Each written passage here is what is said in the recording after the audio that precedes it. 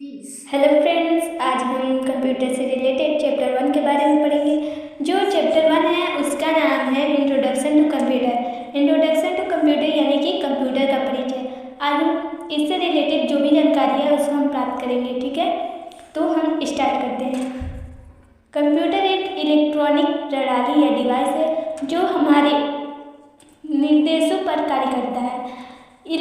यह कंप्यूटर एक इलेक्ट्रॉनिक प्रणाली है। इलेक्ट्रॉनिक होता क्या है, पहले हम इसके बारे में जानेंगे। बहुत लोग सोचते होंगे कि इलेक्ट्रॉनिक और इलेक्ट्रिक में क्या अंतर होता है। तो इलेक्ट्रॉनिक और इलेक्ट्रिक में ये अंतर होता है कि जो इलेक्ट्रिकल के उपकरण होते हैं ये ज़्यादा वोल्टेज उत्पन्न करते हैं, जिसके कारण उसको इलेक्ट्रिक कहा जाता है। और जो इलेक्ट्रॉनिक होता है तो इलेक्ट्रॉनिक डिवाइस जो होता है ये वोल्टेज को कम उत्पन्न करता है, इसलिए इसको क्या बोलते हैं, इलेक्ट्रॉनिक डिवाइस बोलते हैं। जैसे कि आप इलेक्ट्रॉनिक्स डिवाइस का एग्जाम्पल ले लें तो जो एलईडी टीवी, एलसीडी टीवी आ रहा है ये सब इलेक्ट्रॉनिक डिवाइस हैं, क्योंकि ये कम वोल्टेज उत्पन्न करते हैं। और जो हमारे फैन, घर में चलने वाले फैन होते हैं वो ज़्यादा वोल्टेज उत्पन्न करते हैं, ठीक है। जो हमारे निर्देशों पर कार्य करता है, निर्देश यानी कि जो हम उसको इंस्ट्रक्शन देते हैं वो उस पर कार्य करता है। कंप्यूटर हार्डवेयर तथा सॉफ्टवेयर से मिलकर बना होता है। हार्डवेयर और सॉफ्टवेयर क्या होता है? हार्डवेयर वो होता है जिसे हम टच कर सकते हैं, ठीक है। और सॉफ्टवेयर क्या होता है जिसे हम टच नहीं कर सकते, बस उसे देख सकते हैं, ठीक। कंप्यूटर एक सार्वभौमिक मशीन है, अर्थात यह एक साथ कई कामों को कर सकता है। यानी कि सार्वभौमिक का मतलब क्या होता है कि वह एक ही समय में बहुत सारे कार्य को कर सकता है जो कि मनुष्य नहीं कर सकता। कंप्यूटर शब्द की उत्पत्ति कंप्यूट से हुई है। कंप्यूट शब्द को लैटिन भाषा से लिया गया, यानी कि कंप्यूटर जब आविष्कार हुआ था तो उसको किससे लिया गया था, लैटिन भाषा से लिया गया था। कंप्यूटर शब्द का अर्थ होता है गणना करना। कंप्यूटर को हिंदी में संगणक कहते हैं। कंप्यूटर को हिंदी में क्या कहते हैं, संगणक कहते हैं। संगणक का अर्थ क्या होता है, यानी कि एक साथ वह कई गणना कर सकता है। कंप्यूटर का आविष्कार चार्ल्स बेबेज के द्वारा 1822 में सबसे पहले किया गया था। यानी कि कंप्यूटर का आविष्कार किसके द्वारा, चार्ल्स बेबेज के द्वारा। और कब किया गया था, 1822 में सबसे पहले, ठीक। पहले डिजिटल कंप्यूटर यानी फर्स्ट डिजिटल कंप्यूटर का आविष्कार किसके द्वारा हुआ था, ब्लेज पास्कल के द्वारा किया गया था। यानी कि जो फर्स्ट डिजिटल कंप्यूटर था वो किसके द्वारा, ब्लेज पास्कल के द्वारा किया गया था, ठीक है। अगर आप चाहें तो इसको स्क्रीनशॉट ले सकते हैं। History of computer. History of computer यानी कंप्यूटर का इतिहास। कंप्यूटर के इतिहास में सबसे पहले एबेकस को लिया गया था, ठीक है। एबेकस का फुल फॉर्म क्या है, abundant bits addition and calculation utility system, ठीक है। अबेकस का आविष्कार 16वीं शताब्दी में ली के चैन के द्वारा किया गया था।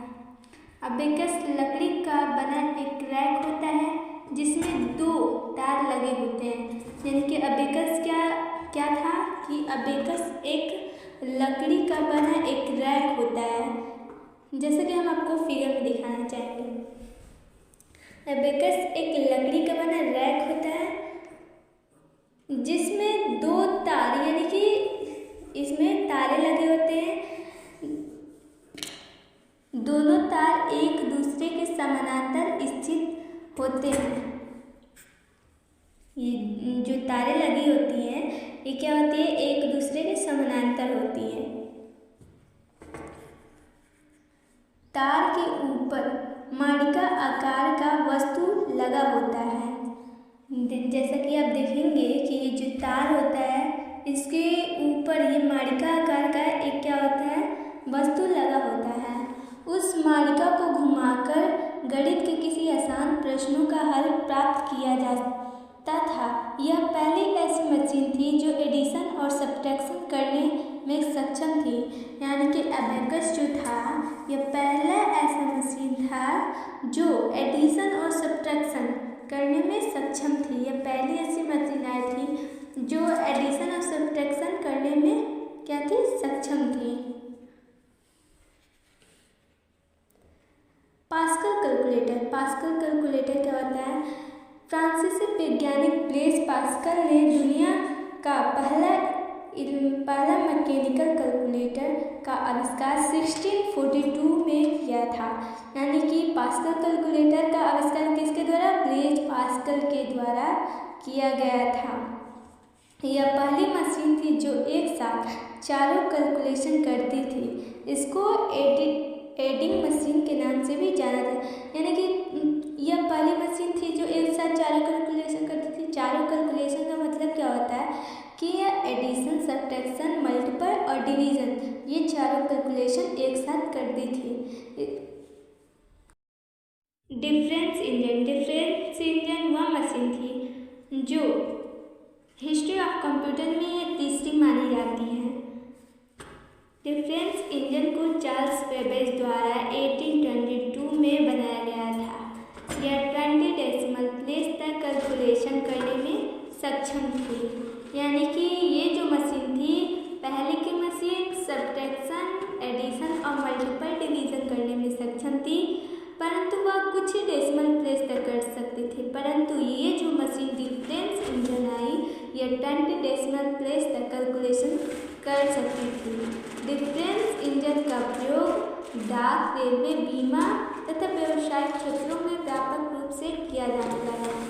जब यह डिफरेंस इंजन का आविष्कार हुआ तो इसको कई क्षेत्रों में व्यापक यानी बड़े रूप से इसको प्रयोग किया जाने लगा। एनालिटिक इंजन को भी चार्ल्स बेबेज के द्वारा 1833 में बनाया गया था। यह पहला ऐसा कंप्यूटर था जिसमें स्टोरेज का कॉन्सेप्ट सामने आया।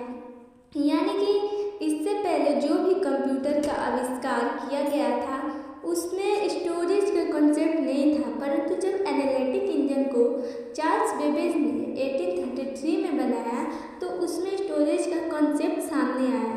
इसके बाद से आने वाले कंप्यूटर में स्टोरेज प्रोसेस होता था। इसके बाद जो भी कंप्यूटर आने लगे उसमें स्टोरेज की प्रोसेस होती थी। एनालिटिक इंजन में स्टोर डेटा फ्यूचर में उपयोगी हो सकता है। यानी कि एनालिटिक इंजन में अगर हम कोई डेटा को स्टोर करते हैं तो वो हमारे फ्यूचर में उपयोगी हो सकता है, जिसे हम आवश्यकता पड़ने पर उसको यूज भी कर सकते हैं। अब हम जानेंगे टेबुलेटिंग मशीन क्या होता है। टेबुलेटिंग मशीन को ही हम पंच कार्ड कहते हैं। टेबुलेटिंग मशीन को ही हम क्या बोलते हैं? Punch card. ओके, कभी कभी एग्जाम में आ जाता है कि पंच कार्ड भी किसे कहते हैं, तो आप घबराए नहीं, आप याद कर लें कि टेबुलेटिंग मशीन को ही पंच कार्ड कहते हैं। ठीक है।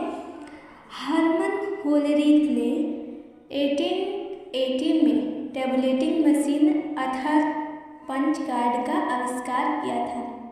यानी कि टेबुलेटिंग मशीन का आविष्कार किसके द्वारा हुआ था? हरमन होलरीथ के द्वारा 1880 में हुआ था। इन्होंने डाटा को इनपुट और आउटपुट प्राप्त करने के लिए पंच कार्ड का प्रयोग किया था। इन्होंने डेटा को इनपुट और आउटपुट करने के लिए किसका प्रयोग किया था? पंच कार्ड, यानी कि टेबुलेटिंग मशीन का। टेबुलेटिंग मशीन की सफलता से प्रभावित होकर उन्होंने 1896 में टेबुलेटिंग मशीन कंपनी की स्थापना की। यानी कि जब उन्होंने टेबुलेटिंग मशीन बनाई थी तो उसमें उनको सफलता प्राप्त होने लगी, जिससे वो बहुत प्रभावित हुए और उन्होंने 1896 में क्या किया कि टेबुलेटिंग मशीन कंपनी की स्थापना कर दी। इन्होंने आगे जाकर सन 1924 को इसका नाम IBM यानी कि इंटरनेशनल बिजनेस मशीन कर दिया। ठीक है। अब हम जानेंगे मार्क वन क्या है। मार्क वन ये जो है टेबुलेटिंग मशीन के बाद मार्क वन का आविष्कार किया गया। हावर्ड आइकन के द्वारा मार्क वन का आविष्कार 1930 में किया गया था। यानी कि हावर्ड आइकन के द्वारा 1930 में किसका? मार्क वन का आविष्कार किया गया था। यह विश्व की पहली इलेक्ट्रॉनिक मशीन और कैलकुलेशन मशीन थी। यानी कि यह विश्व की पहली इलेक्ट्रॉनिक और कैलकुलेशन मशीन थी। इसके पहले कोई भी इलेक्ट्रॉनिक और कैलकुलेशन मशीन नहीं थी। मार्क वन के बाद ENIAC का आविष्कार किया गया। ENIAC का पूरा नाम है electronic numericals integrated and calculator, ठीक है। इसका आविष्कार 1946 में जे प्रेस्पर, इकर्ट एंड जॉन मॉचले के द्वारा किया गया था, ठीक है। यह विश्व का पहला इलेक्ट्रॉनिक मशीन है। विश्व का पहला इलेक्ट्रॉनिक मशीन कौन सा है? ENIAC, ठीक है। इसी समय यूनिवैक की भी खोज की गई, ठीक है। जब ENIAC की खोज की गई थी, यानी कि जब इसको डेवलप किया गया था, उस टाइम यूनिवैक को भी डेवलप किया गया था, ठीक है। इट्सेक क्या होता है? इट्सेक का पूरा नाम है electronic delay storage automatic calculator, ठीक है। इसका आविष्कार 1949 में मॉरिस विल्किस के द्वारा किया गया था, यानी कि इट्सेक का आविष्कार किसके द्वारा किया गया था? मॉरिस विल्किस के द्वारा किया गया था। कब किया गया था? 1949 में। अब हम जानेंगे जनरेशन ऑफ कंप्यूटर, यानी कि कंप्यूटर का जनरेशन, ठीक है। कंप्यूटर को कितने भागों में बांटा गया है, ये सब इसके बारे में हम जानेंगे। कंप्यूटर के जनरेशन को टेक्नोलॉजी के आधार पर 5 भागों में बांटा गया है, ठीक है। टेक्नोलॉजी के आधार पर कितने भागों में बांटे गए? 5 भागों में, ठीक। फर्स्ट जनरेशन ऑफ कंप्यूटर, यानी कंप्यूटर की पहली पीढ़ी, ठीक। 1946 से लेकर 1959 तक इस मध्य समय काल को कंप्यूटर का पहला पीढ़ी कहा जाता है, यानी कि कंप्यूटर के फर्स्ट जनरेशन को कहाँ से कहाँ तक, यानी कि 1946 से लेकर 1959 तक के समय काल को क्या कहा गया है? कंप्यूटर के फर्स्ट जनरेशन, यानी कि पहली पीढ़ी, ठीक है। इस पीढ़ी में वैक्यूम ट्यूब का इस्तेमाल किया गया था, यानी कि जब फर्स्ट जनरेशन में कंप्यूटर को बनाया जा रहा था, तो उसमें किस चीज़ का? वैक्यूम ट्यूब का इस्तेमाल किया गया था। इस पीढ़ी में सभी कंप्यूटर मशीन लैंग्वेज को समझता था। इस पीढ़ी में जो भी कंप्यूटर को बनाया जा रहा था, वो सिर्फ मशीनी लैंग्वेज को समझता था। इस जनरेशन के कंप्यूटर बहुत महंगा होता था, क्योंकि ये फर्स्ट जनरेशन था और इससे पहले कोई भी कंपनी कंप्यूटर को नहीं बना रही थी, ठीक है। और कंप्यूटर का आविष्कार फर्स्ट जनरेशन में होने के कारण ये बहुत महंगा होता था। इस पीढ़ी का कंप्यूटर बहुत ज़्यादा गर्म होता था, यानी कि जो इस जनरेशन में कंप्यूटर बनाए जा रहे थे, वो जल्दी ही गर्म हो जा रहे थे। स्पीड में सभी कंप्यूटर स्लो वर्क करता था, स्पीड भी इनकी कम थी। इस जनरेशन के कंप्यूटर आकार में बहुत बड़े होते थे। इस जनरेशन के कंप्यूटर क्या होते थे कि वो बहुत बड़े होते थे। AC यानी कि अल्टरनेटिव करंट की आवश्यकता उसमें होती थी। AC की आवश्यकता क्यों होती थी? क्योंकि वो जल्दी ही गर्म हो जाता था, ठीक है। तो उसको ठंडा करने के लिए हमको AC यानी कि अल्टरनेटिव करंट की आवश्यकता होती थी।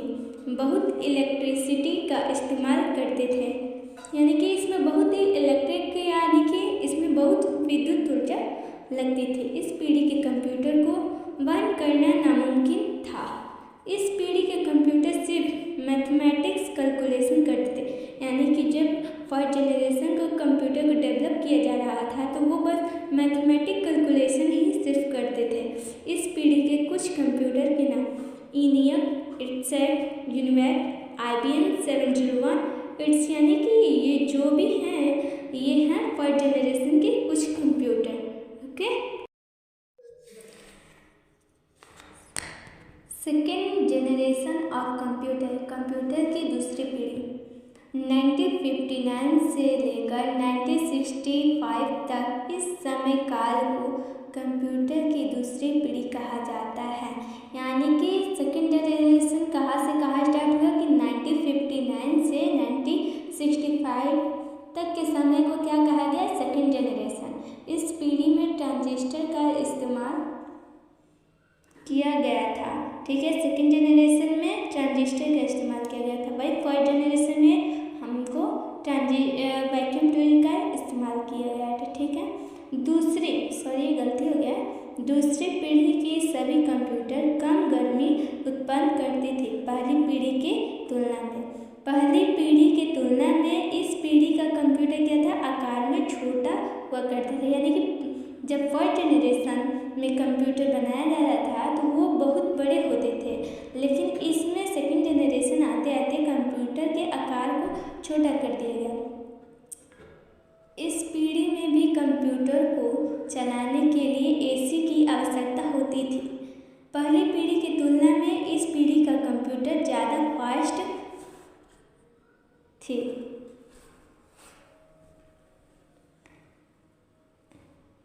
इस पीढ़ी में मशीनी लैंग्वेज के साथ साथ असेंबली लैंग्वेज को भी सपोर्ट करता था। ठीक है, फर्स्ट जनरेशन में क्या था कि वो बस मशीनी लैंग्वेज को एक्सेप्ट करता था, लेकिन सेकंड जनरेशन में मशीनी लैंग्वेज के साथ साथ असेंबली लैंग्वेज को भी वो सपोर्ट करता था। इस जनरेशन के कुछ कंप्यूटर निम्न हैं। IBM 1620, ये क्या है, सेकंड जनरेशन के कंप्यूटर है। IBM 7094, CDC 1604, CDC 3600, UNIVAC 1108, ये सब क्या है, ये सेकंड जनरेशन के कंप्यूटर है। थर्ड जनरेशन ऑफ कंप्यूटर यानी कंप्यूटर की तीसरी पीढ़ी 1965 से लेकर 1971 तक इस समय काल को कंप्यूटर का तीसरी पीढ़ी कहा जाता है। यानी कि थर्ड जनरेशन कहाँ से स्टार्ट कर 1965 से 1975 तक चला। ठीक है, इस पीढ़ी में इंटीग्रेटेड कंप्यूटर का इस्तेमाल किया गया था।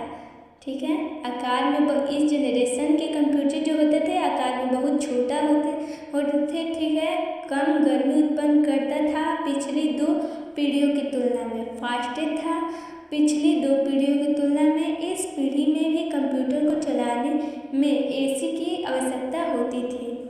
इस पीढ़ी में सभी कंप्यूटर बहुत कॉस्टली होता था। ठीक है, हाई लेवल लैंग्वेज को सपोर्ट करता था। यानी कि फर्स्ट और सेकंड जनरेशन में आपने देखा कि उसमें मशीनी लैंग्वेज और असेंबली लैंग्वेज ही केवल सपोर्ट करते थे, परंतु इसमें हाई लेवल लैंग्वेज सपोर्टेड हुआ करता था। इस जनरेशन के कुछ कंप्यूटर निम्न हैं। IBM 316 सीरीज, हॉनीवेल 6000 सीरीज PDP यानी कि personal data processor. Fourth generation of computer, computer की चौथी पीढ़ी। ठीक है, 1971 से लेकर 1980 तक इस समय काल को कंप्यूटर का चौथा पीढ़ी कहा जाता है। यानी कि थर्ड जनरेशन के बाद 1971 से 1980 तक के समय काल को फोर्थ जनरेशन कहा जाता है। ठीक है, टाइम को इस पीढ़ी में VLSI यानी कि very large scale integration micro processor का इस्तेमाल किया गया था। ठीक है, इस पीढ़ी के समय से ही कंप्यूटर का प्राइस थोड़ा कम हो गया था, क्योंकि जो फर्स्ट सेकेंड जनरेशन के कंप्यूटर थे उनकी प्राइस बहुत अधिक थी, क्योंकि वो बहुत बड़े होते थे, उनको बनाने में बहुत से पैसे खर्च किए जाते थे।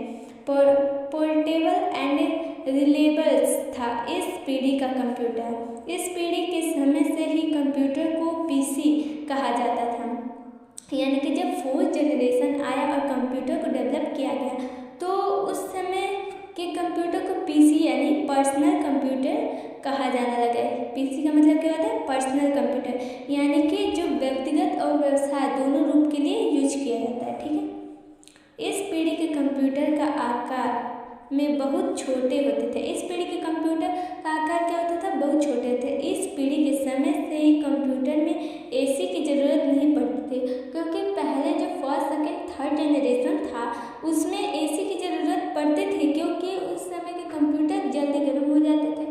परंतु जब फोर्थ जनरेशन आया तो इसमें AC की ज़रूरत नहीं पड़ी। ठीक है, इसमें कंप्यूटर चलाने के लिए DC की आवश्यकता होती है। ठीक है, इस पीढ़ी से हम कंप्यूटर में इंटरनेट का यूज़ कर पाते थे। पहले के जो था फर्स्ट जनरेशन उसमें जो कंप्यूटर बनाए गए थे उसमें इंटरनेट नहीं था, उसमें कुछ ही फीचर्स यूज होते थे। ठीक है, इस जनरेशन के कुछ कंप्यूटर निम्न हैं।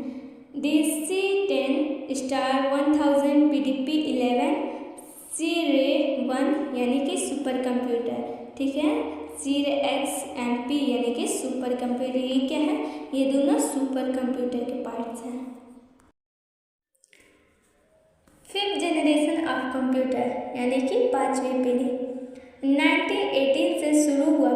पाँचवीं पीढ़ी और आज के ज़माने में यूज होने वाले सभी कंप्यूटर इस पीढ़ी का हिस्सा है, यानी कि फिफ्थ जनरेशन को कहा से 1918 से कंटिन्यू प्रेजेंट टाइम तक लिया गया है, ठीक है। इस पीढ़ी में VLSI और LSI की मदद से ULSI माइक्रो प्रोसेसर का इस्तेमाल किया गया था, ठीक है।